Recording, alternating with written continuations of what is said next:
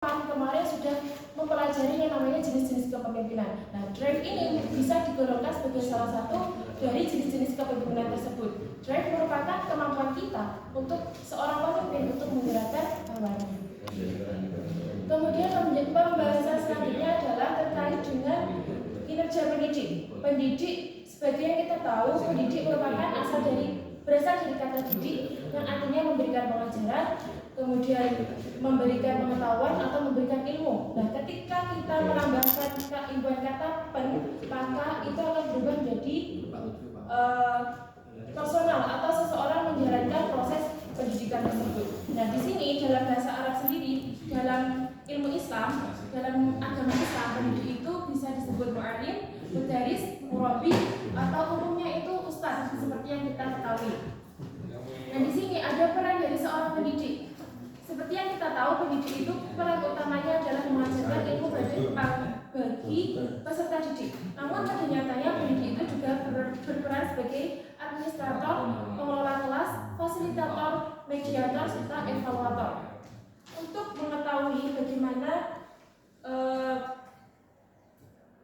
peranan dari keberadaan kemampuan leadership kepala sekolah dalam meningkatkan kemampuan leadership, dalam meningkatkan kemampuan kinerja pendidik, maka di sini saya akan memakai indikator untuk menilai profesionalisme dari seorang pendidik. Yang pertama adalah taat kepada peraturan pemerintah. Kemudian yang kedua adalah memelihara dan meningkatkan organisasi profesi. Yang ketiga adalah memelihara hubungan dengan teman sejawat. Yang keempat, membimbing peserta didik dengan ikhlas dan berkualitas. Dan yang terakhir adalah taat pada pemimpin. Kemudian yang terakhir untuk kajian teori yang akan saya bahas adalah terkait dengan kualitas pembelajaran. Kualitas pembelajaran merupakan tingkatan atau derajat proses belajar yang terjadi di sekolah serta dapat diukur berdasarkan kondisi lulusan. Jadi,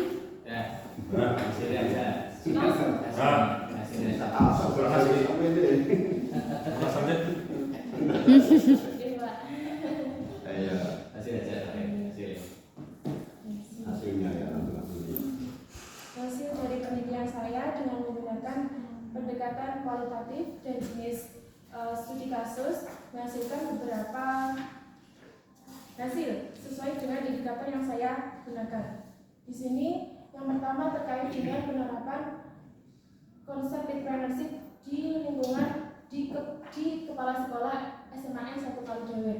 Yang pertama adalah self confidence, kepercayaan diri seorang pemimpin. Kepercayaan diri seorang pemimpin di SMAN 1 Kalidawer yang kepala sekolahnya itu bernama Bapak Burhanuddin, Magister Pendidikan, itu terlihat dari ketika beliau mengambil keputusan.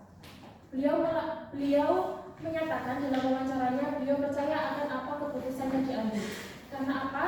Beliau ketika mengambil keputusan itu tidak serta-merta berdasarkan dari pemikiran beliau, namun juga mempertimbangkan pendapat yang diberikan oleh bawahannya.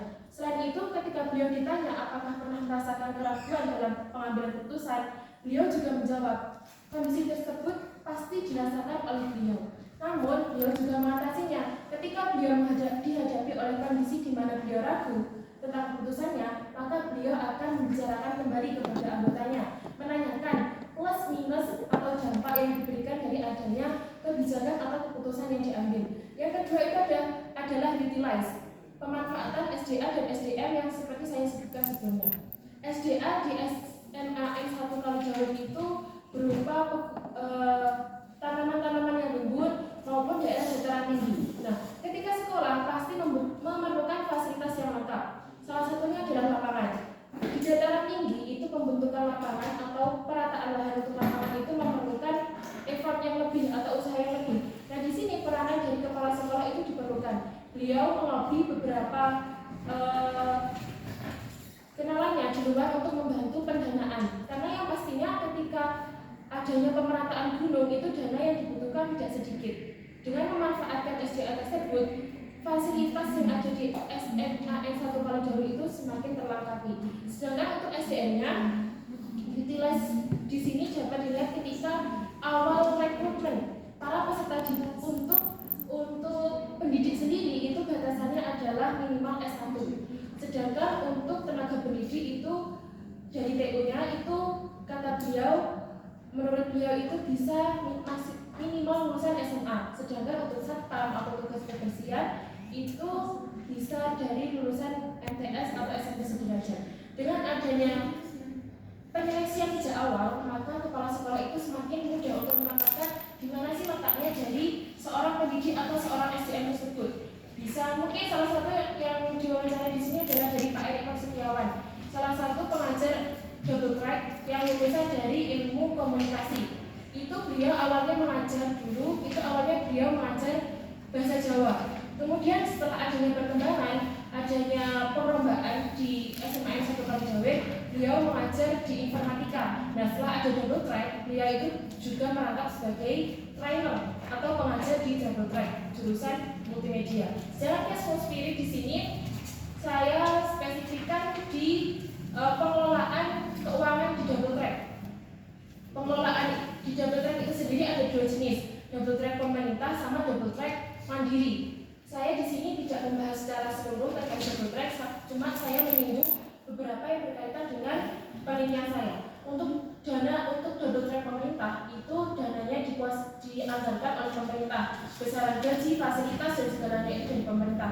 Sedangkan double track mandiri itu dananya dari komite sekolah maupun dari usaha yang dihasilkan double track itu sendiri.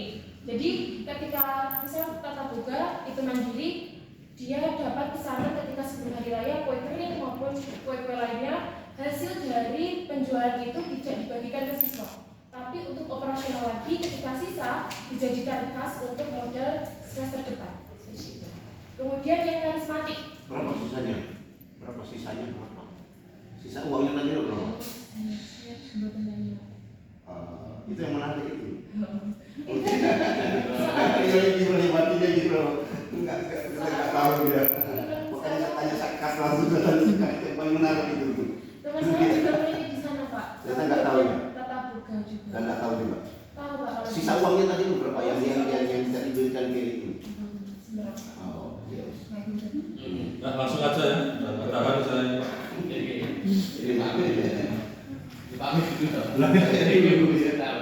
Langsung. Oke, langsung ya. Terima kasih Pak Im, Pak Tungga.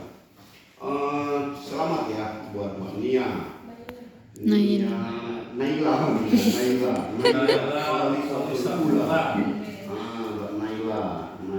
Konisatul Ula, keren namanya, mendapatkan keikhlasan yang pertama luar biasa. Keikhlasan Konisatul Ula mendapatkan dia selalu ikhlas menjalankan segala aktivitas kehidupan. Oke, selamat ya. Kalau ada perlombaan fisika tebal punya sepedi atau skill sepedi paling tebal, itu 200 halaman. Oke, yang kedua, saya bersyukur dibimbing Pak Wahyu yang selalu detail melihat penulisan, makanya saya lihat mantap, keren. Ya, detail tulisan itu rapi ya, kotak kasir itu keunggulan dia. Nanti saya agak tertarik, agak unik sedikit di ini halaman persembahan ini. Biasanya di yang lain-lain itu nggak ada ayat gitu. Wah, ya. Ini tapi dia tidak mencantumkan ini yang mau dimaksud ayat kan atau apa, karena atau dia hanya sekedar doa yang dia maksud dari ungkapan dia. Itu punya maksud, Pak. Rabbi sholli sadri, lapangkan dada saya ketika dibully Pak Angga. Saya sedih amat. Itu, Pak. Iya. Cuma maksudnya kalau memang niat mau mengutip ayat, sampai tulis ayat berapa ini? Kalau memang niat mengutip ayat, kan memang ini umum, ini ayat, orang kenal bahwa ini ayat kan bisa. Dan tulis aja ayatnya ayat. Saya nggak tahu, maksudnya kan yang lain nggak, jarang ada yang menaruh ayat di atas, paling atas dulu. Ini mantra. Nah, jimat. Biasanya langsung terima kasih kepada ini, itu ada urut-urutannya yang diucapkan terima kasih itu. Ini bagus sudah di memori. Jadi yang tempat lain biasanya sambil di memori. Tuh. Yang berikutnya moto juga katanya orang tuh yang lain itu relevan dengan judul ini, sudah relevan. Cuman ini sampai mengutip atau memang omongan sampai sendiri. Kalau ngomong sampai sendiri itu saja dalam kurung Naila. Naila Konisatul Ula 2024. Itu calon suaminya Pak.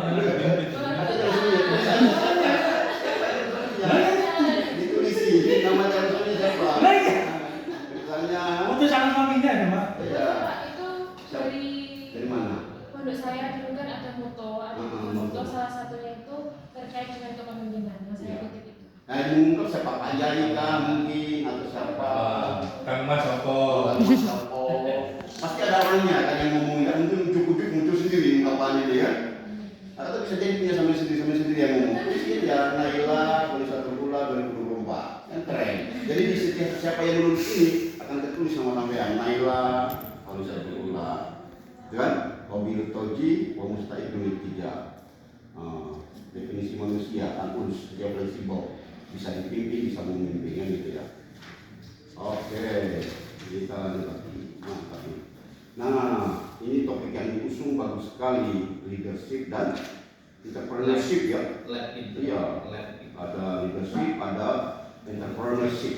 Jadi dua konsep besar, ada leadership, ada entrepreneurship. Jadi bayangan saya itu dengan dua konsep besar ini, dipimpin kepala sekolah dengan dua konsep besar ini, paling tidak sekolah itu semakin laris gitu.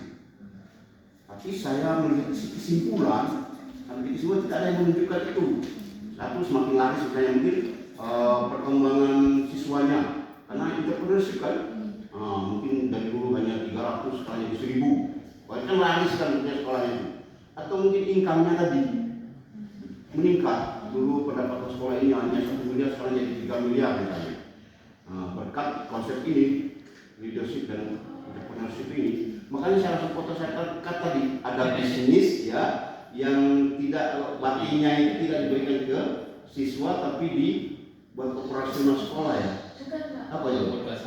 Untuk modal selanjutnya. Ya, kalau dari kemarin itu Pak Rambutin mengatakan sebenarnya itu bukan bisnis, cuma sebagai wadah dari selain untuk meningkatkan juga wadah dari kemampuan yang dimiliki siswa. Jadi nggak harus ada laba, nggak harus ada keuntungan, nggak harus ada peningkatan, tapi ketika ada pesanan atau ada orderan atau mungkin ada undangan untuk yang multimedia merekam di sini, di situ itu bisa masuk ke kasnya double track. Nah, itu kan konsep bisnis ya. Walaupun itu skala kecil kan, skala kecil. Nah, itu contoh dalam skala kecil. Saya sebenarnya tertarik kalau misalnya ada skala besar. Nostalgia. Misalnya mungkin ada ini ya, ada peningkatan sakrasnya yang luar biasa. Kayak di SMK Muhammadiyah kalau salah, itu menerapkan entrepreneurship yang di Panjen. Itu apa? Muhammadiyah itu? Iya, itu kan saya kenal. Ya, artinya ada kemajuan yang besar karena pakai konsep bisnis tadi itu, entrepreneur itu. Nah, yang sampai sekarang ini biasa-biasa aja. Nggak ada yang ada orang tadi itu jualan apa tadi yang sedikit itu yang kecil tadi itu. Nah, mungkin kalau penjelasan termasuk ini juga benar ya, yang sukses ini, konsep sukses itu self confident sampai drive ini. Nah, itu kan terlalu ilmiah. Maksud saya bisa nggak dijelaskan yang lebih bahasa kekinian, yang sederhana, dan bagaimana orang sana memahaminya itu. Dan itu bagus kalau sampai tulis secara detailnya di kesimpulan. Kita ada indikator sukses. Karena orang malas mau baca semua setebal ini tidak mungkin. Ya, tapi kalau tertulis di makanya, melalui indikator saksi. Sukses itu adalah tidak A, B, C, tapi yang simpel. Kalau penjelasan tadi kan kepanjangan, terlalu panjang. Tapi yang simpel, kayak drive. Kira-kira bahasa sederhananya apa? Kalau satu buah kata bahasa, sehingga konsep ini bisa diduplikat lembaga lain, bisa ditiru lembaga lain dengan bahasa sederhana. Ada komentar ada penjelasan. Terkait sukses tadi. Pada saya ungkapkan tadi, mungkin termasuk bisnisnya, entrepreneurnya di mana letaknya, termasuk konsep bisnis apa sukses ini diterapkan hanya kepala sekolah sendiri atau itu bisa terrealisasi, terinternalisasi ke guru-guru sampai ke para siswa. Konsep ini kan konsep besar, konsep bagus gitu, sukses ini. Gimana itu implementasinya? Untuk implementasi dari sukses. Kalau diturut dari literatur yang saya baca, itu memang sukses itu kebanyakan di lembaga laba. Yang literatur yang ada di sekolah sana ya. Yang apa sampai dengar sampai baca ya termasuk ini yang sampai ungkapkan data-datanya kebanyakan wawancara. Kan intinya penelitian itu apa yang sampai lihat, jadi observasi, data observasi, sampai dengar ini wawancara, apa sampai baca. Itu dokumen. Nah, saya buka di 4 sampai itu paparan data itu isinya wawancara semua. Terus sampai anak nggak sampai ceritakan di sini. Ya sampai baca dari dokumen-dokumen mereka nggak sampai ungkapkan di sini. Nah, coba sampaikan secara lisan aja, berceritalah apa yang sampai lihat sama yang unik-unik itu. Silakan. Kalau observasinya itu terkait dengan kondisi fisik di sana, karena yang saya sampaikan tadi daerah pinggiran, mungkin itu kondisinya menanjak, Pak. Nah, maksudnya di dataran tinggi. Nah, kalau melihat seperti itu kan di wilayah pinggiran itu meski yang namanya sekolah itu akan tersisihkan. Terus di sana tahun 2019 itu masukkan double track kan, Pak. Nah, ketika kemarin itu ini salah satu yang melatar belakangi kenapa saya memilih di sana itu karena ternyata teman saya kan juga ada yang memilih di sana, Pak. Ternyata informasi yang didapat dari teman saya itu di sana menerapkan double track itu. Meskipun saya itu tidak membahas secara mendalam terkait double track, karena fokus saya kan di kemampuannya kepala sekolah, bukan di double track yang secara menyeluruh, secara mendalam. Tapi menurut saya itu sesuai karena apa? Mungkin di cash flow spiritnya itu juga masuk.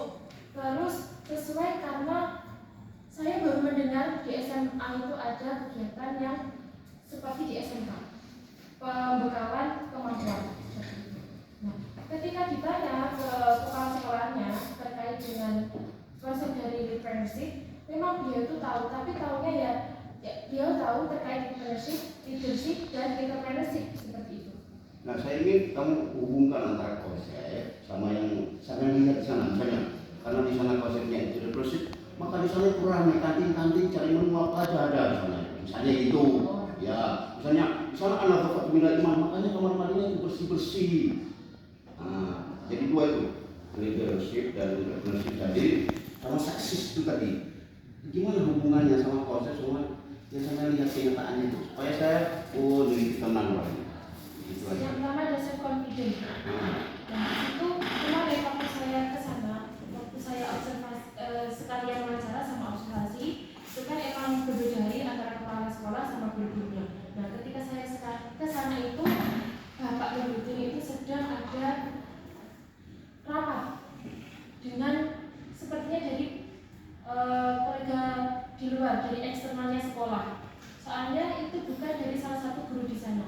Nah, namun dari rapat itu tuh saya ada melihat sedikit gambaran terkait self confidence Bapak Nurdin. Ketika beliau mungkin itu kayaknya terkait yang saya dengar sedikit-sedikit itu terkait penawaran barang yang masuk untuk SMAN Bukal Jawa. Ketika saya di sana, ternyata hasil dari rapatnya antara beliau sama lembaga yang mengusulkan misal kasar istilahnya proposal untuk barang itu, kelihatannya Bapak Nurdin itu memberikan keputusan bahwa memang barang tersebut sudah ada di sekolah dan tidak perlu diadakan lagi gitu. Kemudian drive. Untuk yang drive-nya itu kan di sana Bapak Nurdin mengombinasikan 3 kepemimpinan. Yang pertama ada demokratis, sama otoriter, sama kepemimpinan yang keayaan. Itu terlihat dari ketika beliau memberikan saran. Kan waktu saya ke sana, beliau itu memang jarang sulit untuk ditemui karena ada aktivitas di luar. Nah, itu ada beberapa guru yang menanyakan terkait pendapat, utamanya itu kayak dari guru umum diwakilkan oleh wakannya di sana. Itu ada diskusi sedikit terkait entah yang saya tidak tahu itu apa isinya, tapi beliau memberikan beberapa masukan sepertinya, Pak. Soalnya itu diskusinya di dalam ruangan dan saya di luar. Nah, untuk drive sendiri itu didukung dari pernyataan dari guru-guru yang saya wawancara. Ketika Bu Nimah saya wawancarai, kalau tidak salah Bu Nimah itu mengatakan Pak Nurdin itu memiliki sifat kepemimpinan yang keayaan. Itu terlihat ketika beliau mengayomi semua anggotanya. Kan di sana ada liburan tahunan 2 tahun sekali, itu seluruh anggota keluarga besar dari guru di sana itu diajak untuk liburan bersama. Meskipun itu liburan kecil-kecilan, tapi itu menjadi salah satu bentuk perhatian dari kepala sekolah kepada bawahannya.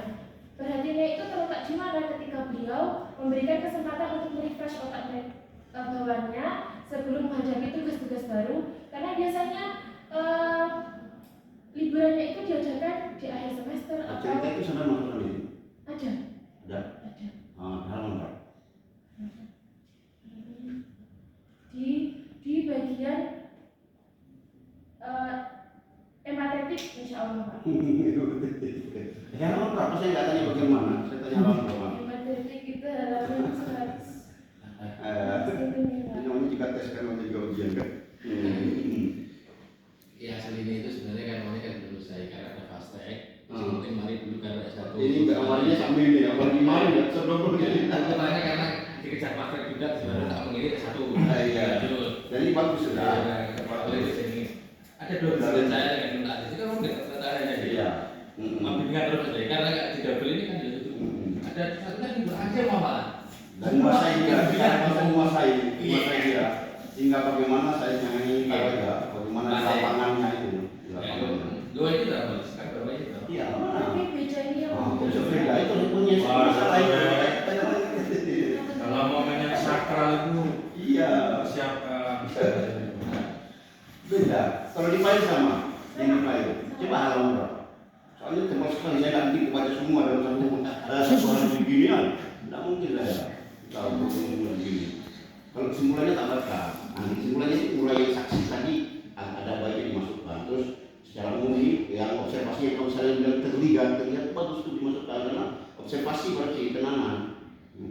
sharingnya itu ada di untuk sharing ya Pak, itu ada di Katanya empatik tadi. 111, empatetik ada di Empatetik di halaman 110 sampai 111, 112. Itu salah satu itu empatetiknya. Kalau untuk yang relahnya itu ada di halaman 109. Itu ada relah keluarga besar. Di bagian energetik Pak. Salah satu pemberian motivasi. Itu aja ya. Sampai tambahkan observasi sama dokumen, masa nggak ada gambar-gambar seperti di sana sama sekali. Yang membuktikan, jangan kalau ini kan gambar sudah wawancara. Iya. Saya misalnya gambar kanti yang menunjukkan bahwa ini loh ada penerapan entrepreneurship di sini. Kegiatan Itu di juga. atau data peningkatan jumlah siswa karena peminat semakin banyak.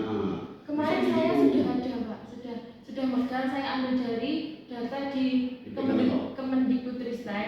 Nah ternyata itu datanya ketika saya setorkan lagi ke beliau di sana ada kesalahan input. Karena pada tahun 2020 semester 1 atau berapa itu siswa masuk itu 650. Nah ketika semester 2 kok tinggal 400. Itu kan saya tanya Pak, saya langsung konfirmasi ke sana. Nah itu ternyata ada kesalahan input data. Yang benar bro? 630 berapa? Oh hanya selisih 30, Iya. dari 600 naik 30 gitu. Iya. Kita hanya ingin meyakinkan saja pembaca bahwa betul-betul entrepreneurship itu diterapkan di sana dan ada buktinya. Ya, kalau secara ini sudah oke, sudah dari data-data. Tinggal nanti tadi ya, tambahin data-data observasi sama dokumen tadi. Ini foto-foto kamu yang ada di banyak. Wawancara siswa bukan itunya. Itu calon suaminya. Uangnya foto-fotonya di sini, tapi dengan guru-guru, tapi yang bukti bahwa leadership itu di misalnya pas sekolah bukan pengarahan pada guru-guru gitu. Ayo rapat ada di situ ya. Terus ada data peningkatan income di sekolah misalnya, data income meningkat siswa. Artinya kita bahwa sekolah ini laris gitu. Karena ada entrepreneurship. Tapi larisnya itu beda dengan sekolah umum Pak. Karena kembali lagi posisinya itu di wilayah pinggiran. Minatnya itu kan memang dari karena kebetulan juga baru di sana Pak. Terus minatnya warga sekitar itu, tapi menurut beliau itu dari sebelum ada double track sampai setelahnya itu ada perubahan. Ya ada segini. Posisi yang salah banyak sekolah-sekolah di pinggiran. Gontor itu di pinggiran tapi didatangi oleh seluruh kota luar negeri kan. Artinya posisi yang di pinggiran nggak menjadi masalah. Hanya kita ingin meyakinkan bahwa itukah konsep yang diterapkan. Itu. Mungkin dari saya itu aja. Terima kasih. Saya membaca skripsi ini benar-benar merasa nostalgia. percobaan. Saya tidak sekali ketika Prof. Agus Maimun itu masih di tahun 2005, 2006 selalu ketika mau ujian skripsi di cerita orang dulu. Orang itu kalau mau skripsi itu membaca mantra itu. Ya Allah, lapangkan dada saya ketika dibully dosen, ketika dibully dosen teman.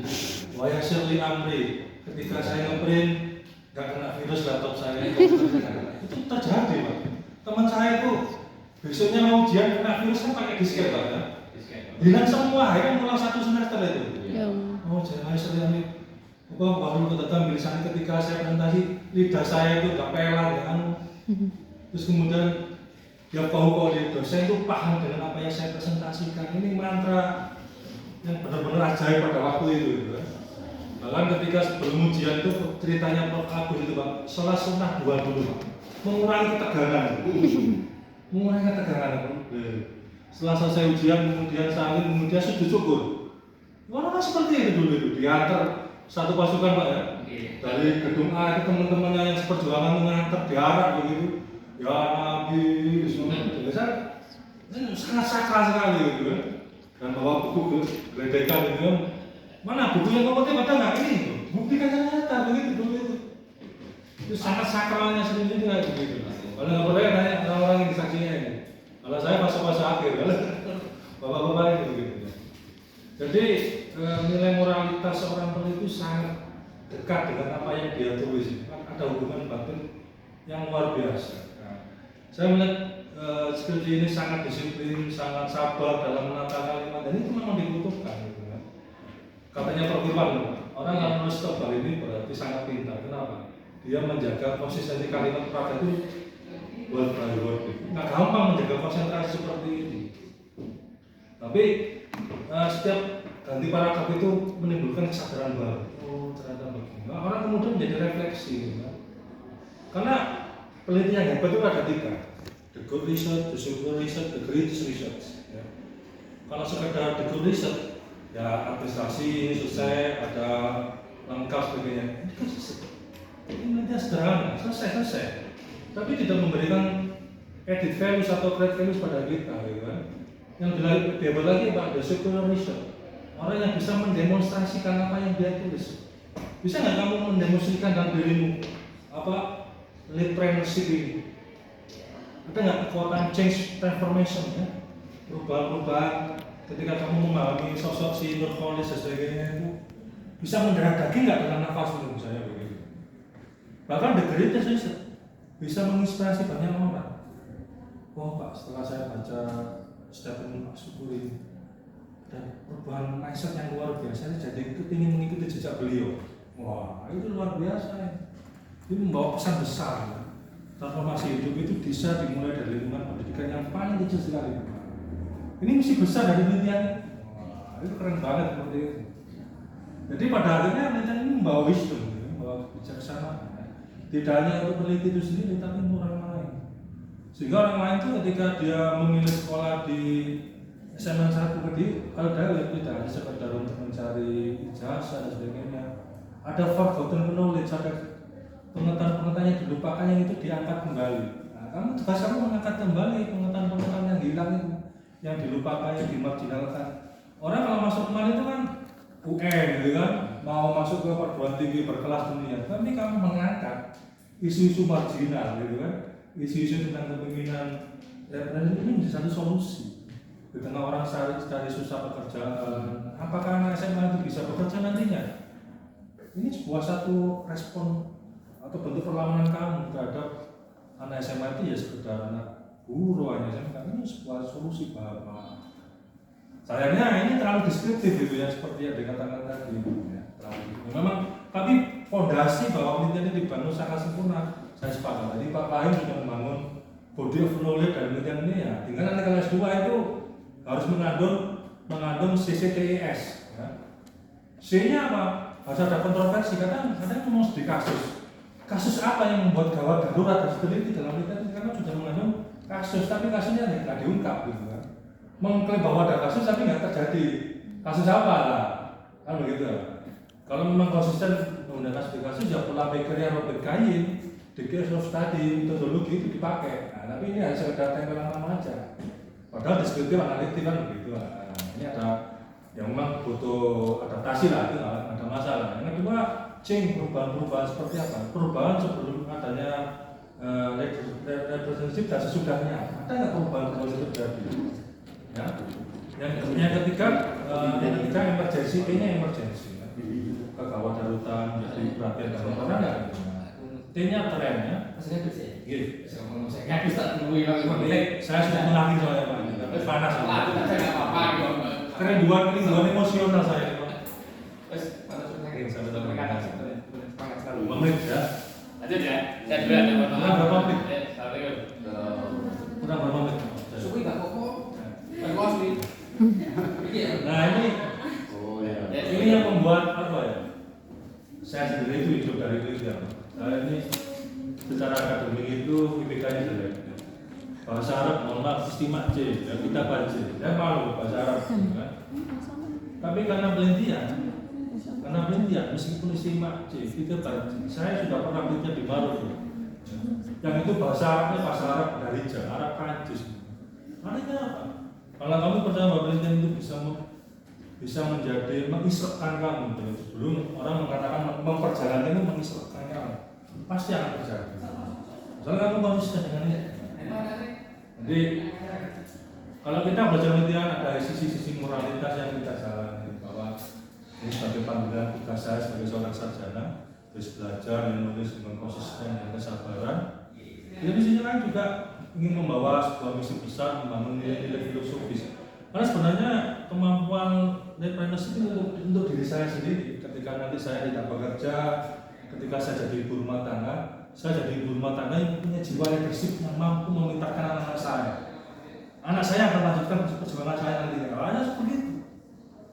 Nah, sehingga kemudian mau S2, S1 atau jadi rumah tangga, tetap penelitian ini menjadi basis pemikiran kita.